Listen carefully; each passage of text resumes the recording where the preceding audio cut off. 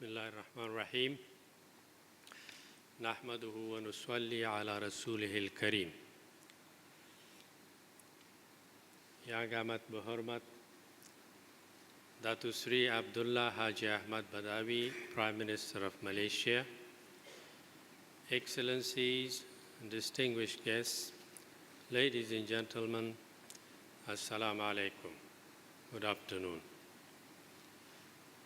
We are honored with your presence, not only because IAIS Malaysia is going to be officially launched today,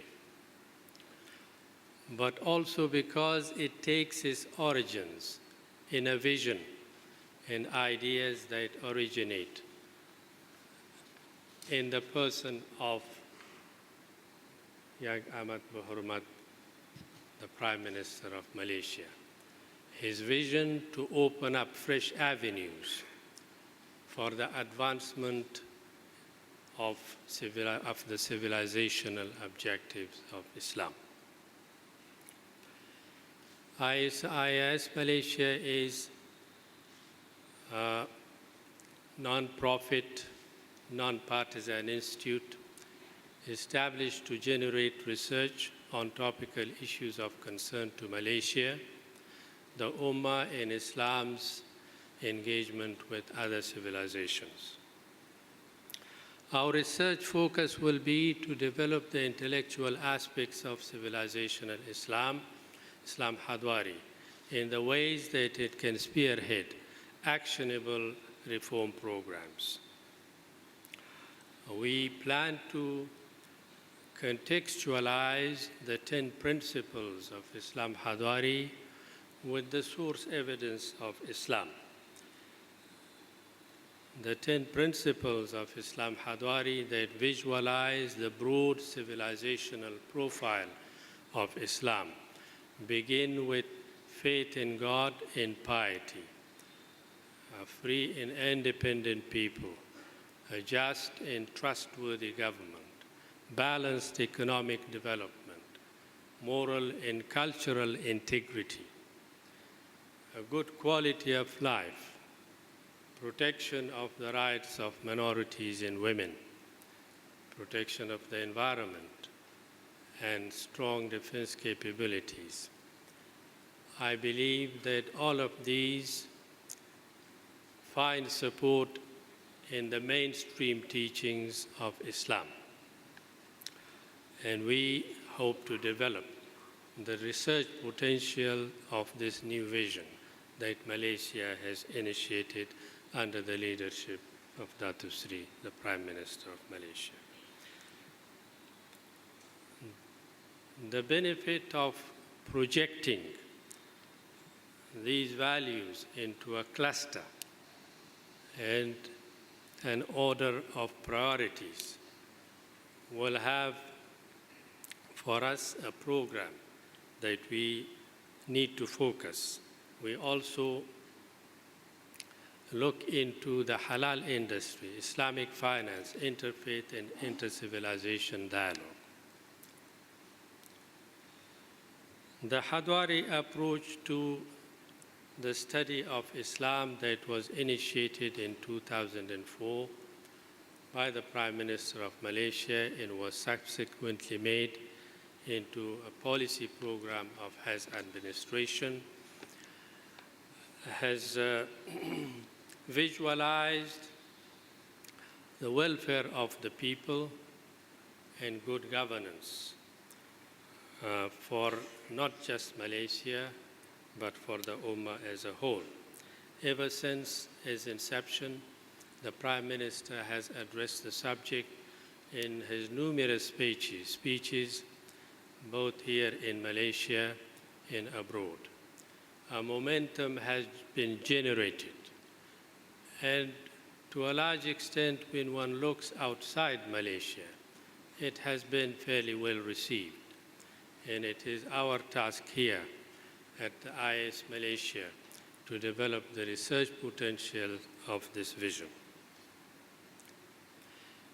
A number of prominent ulama of Malaysia including Muhammad Nakhai Ahmad, Usman al-Muhammadi, Abdul Shukur Haji Hussein, in a number of prominent international centers of learning, such as the OIC Committee of Leading Experts, and the Azhar Alumni Forum, and the Sheikh of Azhar, Muhammad Tantawi, the International Islamic Fiqh Academy. They have expressed support for Malaysia's initiative in the civilizational approach that we have taken through the introduction of Islam Hadwari.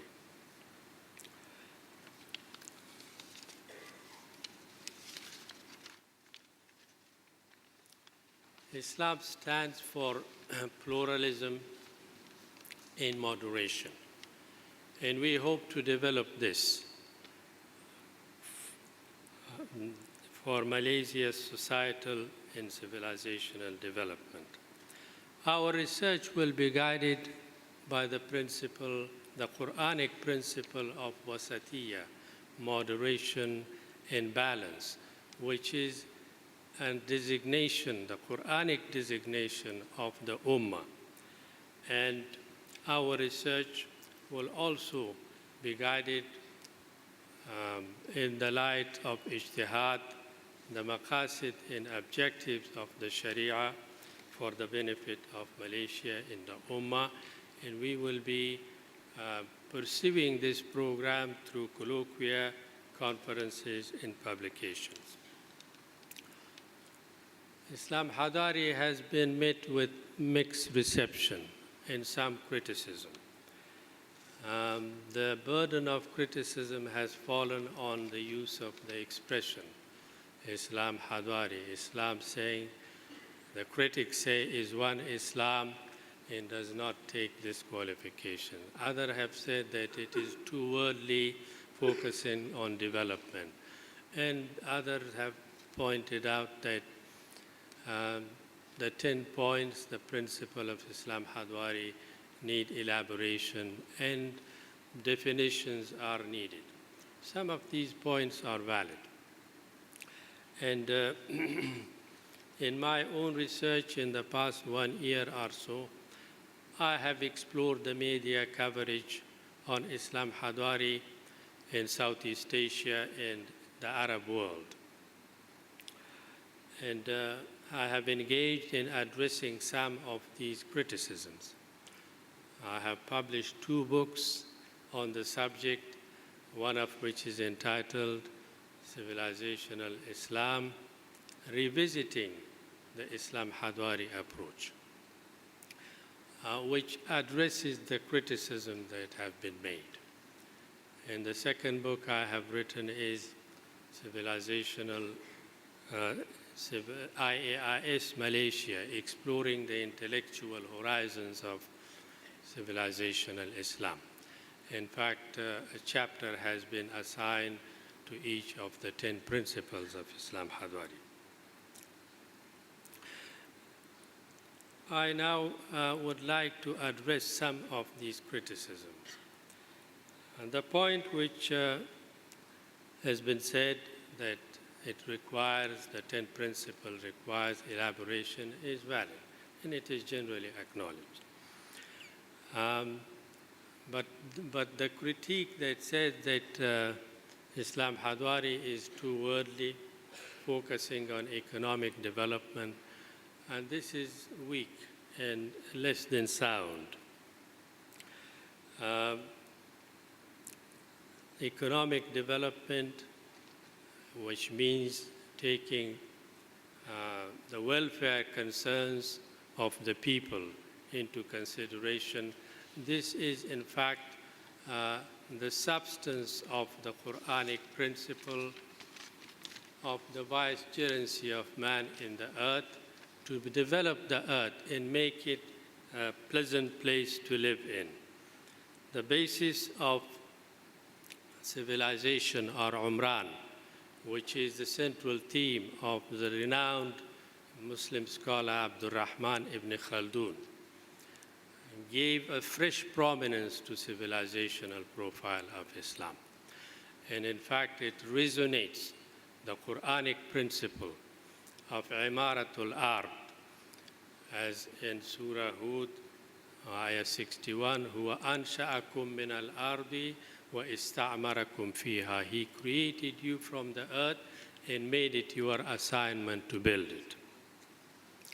As for the expression,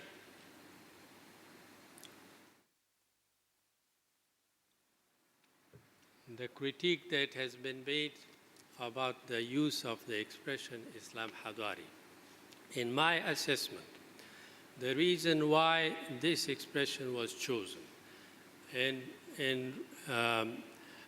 instead of the more conventional expression Hadwara Islamiyya or Hadwara Islam, is because these expressions visualized and contemplated the historical profile of Islam.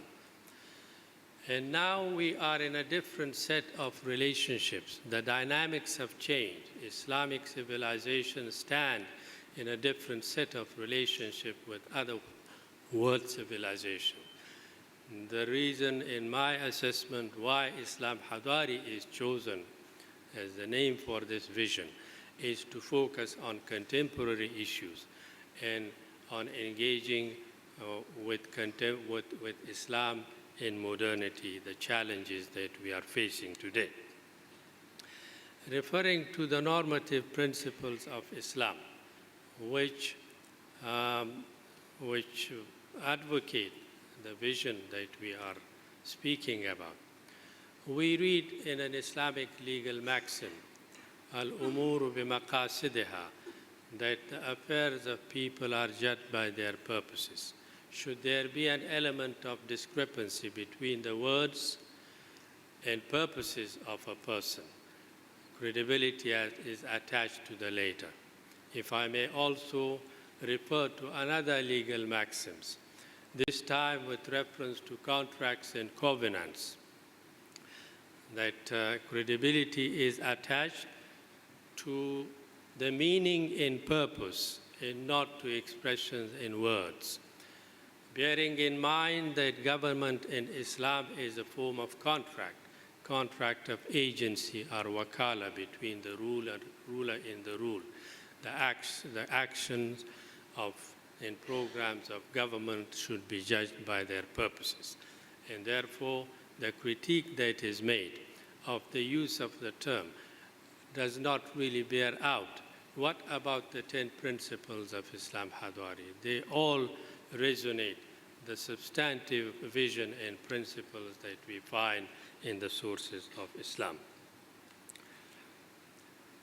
The civilizational profile of Islam also has strong credentials in the Quran.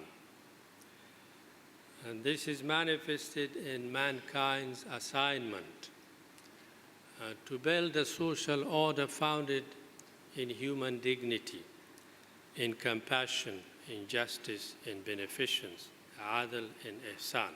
The Quran commits us to the promotion of good and prevention of evil, to people's welfare and service, to honoring the ties of kinship and family, honoring one's neighbor, a robust pursuit of the acquisition of knowledge, and earning one's living through lawful work and trade, taking care of the disadvantaged through charities and taxes. All of these are civilizational principles, and they are all founded in the Quran and Hadith.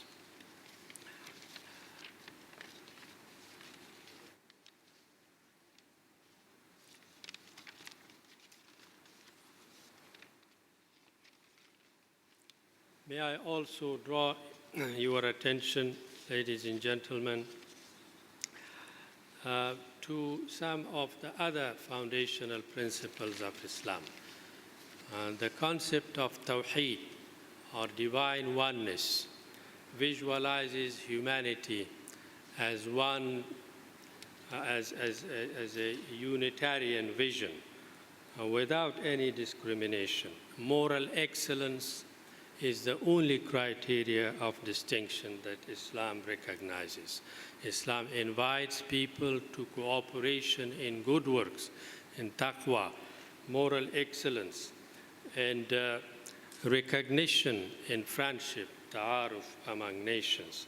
These are the referential framework of the vicegerency of man, the Quranic concept. And I believe there is the vision that we have before us of Islam Hadwari advocate these objectives. The Islamic revivalist discourse of 20th century was generally focused on legal issues, on Sharia, and on ideology issues, and did not plan effectively for the cultural and political revival of the Ummah. Many parties in movement spoke of reawakening, renewal in reform, ihya in nahdwa, and islah, but they mainly referred to the heritage of the past and the implementation of the Sharia. Valuable as these objectives are, they fell short of people's welfare needs, consultation, consensus, scientific development, and economic development, good governance. These have not received adequate attention. And we hope, through the vision of Islam Hadwari, to widen, to broaden the scope of the discourse by looking toward the broad civilizational principles, the broad universal principles of Islam that advocate harmony and pluralism and recognition and commitment to good values. And I believe that the paradigm of civilizational renewal, the Hadwari approach to Islam, provide an adequate and appropriate framework for pursuit of these objectives. And it is our earnest hope and plan that we focus on the broader objectives of Islam for the benefit of Malaysia in the Ummah. وبالله التوفيق والهداية. Thank you.